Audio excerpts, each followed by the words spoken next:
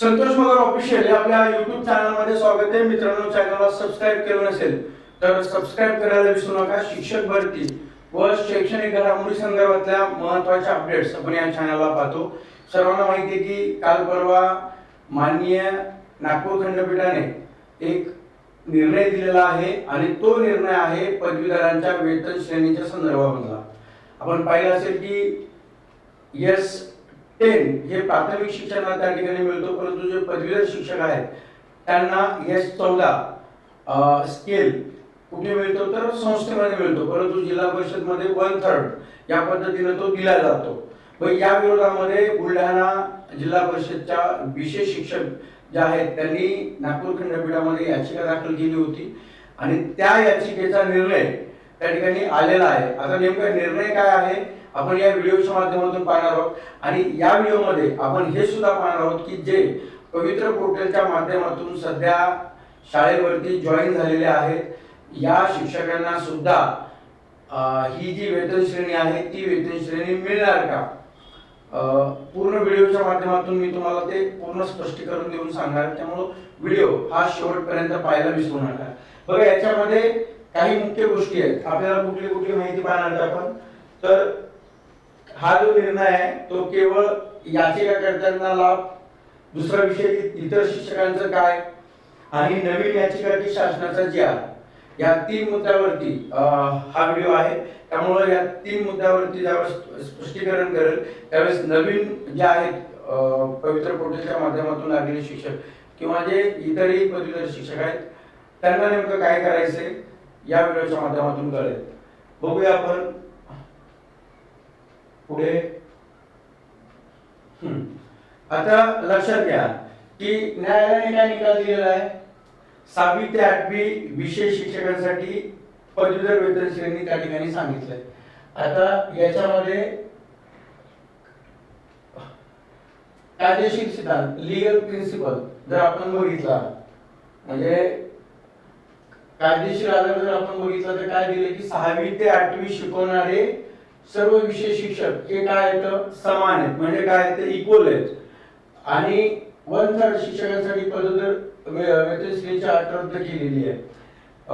ही जी 8/2016 चा जो शासन निर्णय होता तो शासन निर्णय त्या ठिकाणी आपण जे लीगल प्रिन्सिपल बघितले की निकालाचा मुख्य कायदेशीर सिद्धांत काय आहे तर न्यायालयाने 13/10/26 चा मी तुम्हाला आता सांगितले 13/10/26 चा जो जी.आर होता तो जी.आर त्या ठिकाणी काय केलेला आहे तो 1/3 ची जी अट होती ती रद्द करताना घटनेच्या कलम 14 काय की समानतेचा अधिकार.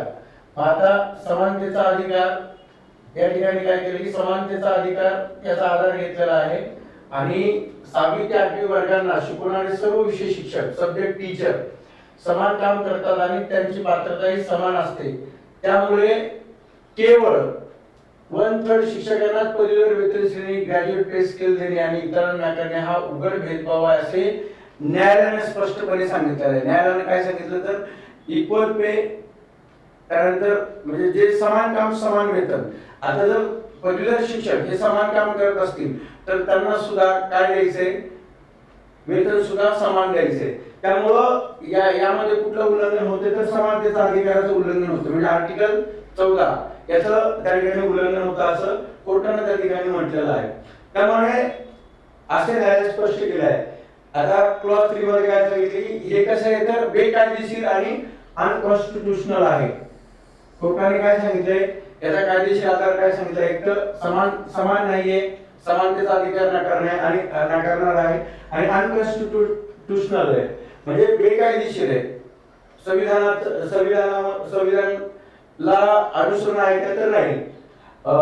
ठरवणे हा सर्व शिक्षकांसाठी एक मोठा नैतिक आणि कायदेशीर विजय त्या ठिकाणी आपल्याला झालेला आहे शिक्षकांचा ज्यांनी याचिका दाखल केली होती त्यांची.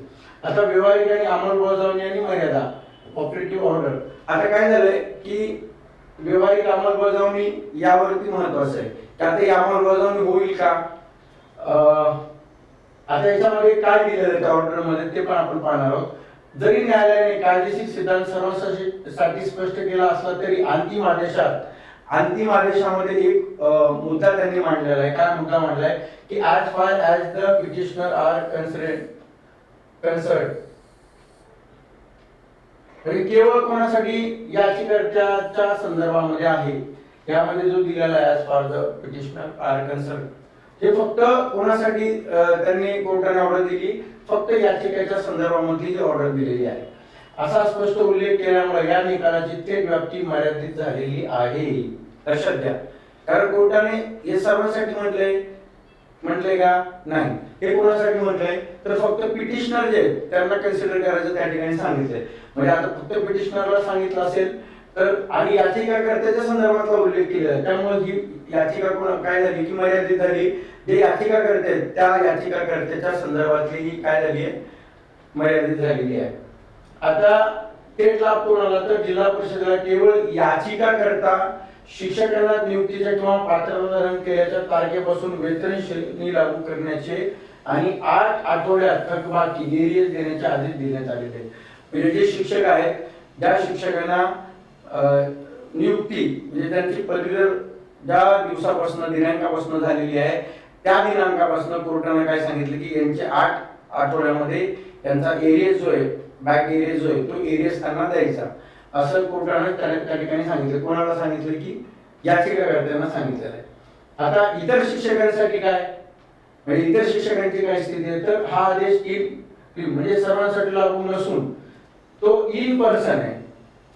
कोणासाठी तर फक्त याचिकाकर्त्यापुरता स्वरूपाचा आहे, त्यामुळे इतर शिक्षकांना याचा आपोआप फायदा मिळणार नाही. म्हणजे जर कोणी म्हणत असेल की या निर्णयामुळे याचा जो फायदा आहे याचा फायदा हा आता सर्व शिक्षकांना मिळणार तर चुकीचं आहे. याचा म्हणजे जो फायदा आहे तो इतर शिक्षकांना मिळणार नाही, फक्त याचिकाकर्त्यांना त्या ठिकाणी मिळेल. कारण याचिका ही मर्यादित फक्त पिटिशनरसाठी त्याचा उल्लेख केला गेलेला आहे. आता पुढील मार्ग काय, म्हणजे आता जे नवीन शिक्षक आहेत त्यांना आता या निकालामुळे काय झालं की थोडंसं विश्वास निर्माण झाला की आम्हाला सुद्धा S14 ही स्किल त्या ठिकाणी मिळू शकतं. तर मग याच्यासाठी पुढील मार्ग काय असणार आहे तर इतर प्रभावी शिक्षकांसाठी आता 2च मार्ग उरतात, फक्त 2 मार्ग आहेत. कुठला मार्ग आहे, पहिला मार्ग आहे की शासकीय स्तरावर प्रयत्न या निकालाच्या आधारे शासनाने संपूर्ण राज्यासाठी एक नवीन सुधारित GR काढावा जेणेकरून न्यायालयीन लढाईला लढलेल्या शिक्षकांना न्याय मिळेल. यासाठी शिक्षक संघटनामार्फत शासनाकडे रिप्रेझेंटेशन निवेदन सादर केले जाऊ शकते. सगळ्यात पहिलं काय, या कोर्टाच्या निर्णयाचा आधार घेऊन हा निर्णय जरी याचिकाकर्त्यांसाठी असला तरी सुद्धा या निर्णयाचा फायदा इतर जे शिक्षक आहेत किंवा जे सेम स्केलवरती आहेत विशेष शिक्षक आहेत त्यांना सुद्धा मिळवण्यासाठी शासनाकडे पाठपुरावा करून निवेदन देऊन आंदोलन करून शासनाला एक GR त्या ठिकाणी काढण्यासाठी सांगू शकतो. सर्वांसाठी तो लागू राहील. किंवा नवीन याचिका न्यू पिटिशन जर शासनाने सरसकट निर्णय घेतला नाही तर इतर शिक्षकांना या निकालाचा म्हणजे मजबूत पूर्वोदाहरण स्ट्रॉंग प्रेझेंट म्हणून वापर करून म्हणजे काय करावं लागेल की त्यांनी जो याचिका लढली त्या याचिकेमध्ये जो त्या ठिकाणी निर्णय दिला जी ऑर्डर आलेली आहे तर त्याचं प्रेझेंटेशन त्या ठिकाणी करावं लागेल स्ट्रॉंग एकदम पूर्ण आधार घेऊन. म्हणून वापर करून उच्च न्यायालयात नवीन याचिका दाखल करावी लागेल. हा निकाल पाठीशी असल्याने नवीन याचिकाकर्त्यांना न्याय मिळणे सोपे होऊ शकते. कारण ऑलरेडी काय झाले कोर्टाने निर्णय दिलेला आहे आणि निर्णय दिल्यामुळे काय होईल की इतरही याचिकाकर्ते किंवा इतरही जे शिक्षक आहेत त्या शिक्षकांना या याचिकेच्या आधारे त्या ठिकाणी न्याय मिळू शकतो. पण त्यासाठी काय करावं लागेल, प्रत्येकाला इंडिव्हिज्युअल याचिका दाखल करावं लागेल. आणि थोडक्यात सांगायचं तर कायदेशीर दृष्ट्या 1/3चा जो नियम आहे तो चुकीचा ठरला आहे. पण त्याचा प्रत्यक्ष आर्थिक लाभ मिळवण्यासाठी सध्या तरी जो कोर्टात गेला त्यालाच न्याय मिळाला अशी स्थिती आहे. इतर शिक्षकांना या हक्कासाठी कायदेशीर किंवा प्रशासकीय लढा त्या ठिकाणी द्यावा लागणार आहे. स्पष्ट म्हणजे जर तुम्हाला यामध्ये या निकालाचा जर फायदा घ्यायचा असेल तर 2 विषय आहेत. एक तर मी तुम्हाला सांगितलंय काय, एक तर शासनाकडे पाठपुरावा करणे आंदोलन करणे किंवा कोर्टामध्ये नवीन पिटिशन दाखल त्या ठिकाणी करणे. काय भविष्यातील शक्यता याच्यामध्ये सांगितलंय बघा 4 पॉईंट. भविष्यातील शक्यता काय की राज्य सरकार नवीन सुधारित शासन निर्णय काढणे आवश्यक आहे. तोपर्यंत याचिकाकर्ते प्रत्यक्ष लाभ घेऊ शकतील. निर्णयाचा सिद्धांत सर्वांसाठी एक मजबूत कायदेशीर आधार. म्हणजे हे शॉर्ट मध्ये त्या ठिकाणी माहिती दिलेली आहे मी.